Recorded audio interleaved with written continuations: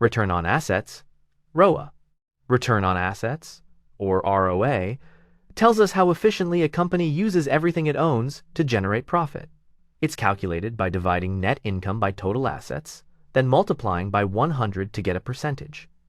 This ratio includes assets funded by both debt and equity, making it a broad measure of how well managers are putting all their resources to work. ROA is a powerful measure of management efficiency. When a company has a high ROA, it means leadership is skillfully converting assets into profit. But a low ROA can be a warning sign of waste or weak pricing, though you always need to compare within the same industry. For instance, a manufacturer's typical 5 to 10% ROA is very different from a software firm's 1-5-25%. Let's look at two retailers to see why bigger profits don't always mean better efficiency.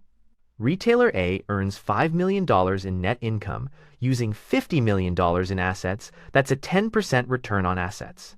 Retailer B earns $8 million but uses $200 million in assets, giving only a 4% return. So B makes more profit, but it needs 4 times the assets for just 60% more income. Why?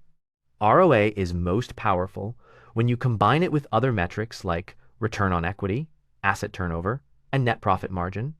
The DuPont formula breaks it down simply: ROA equals net profit margin times asset turnover. This shows whether your efficiency comes from better margins or faster asset turnover, helping you diagnose exactly where to improve. ROA is powerful, but it's easy to misuse. Avoid comparing ROA across different industries. 3% might be excellent for a utility, but terrible for a tech company. Also, watch out for older assets that can inflate ROA, and remember that asset sales can give it a temporary boost. For consistent results, always use average total assets.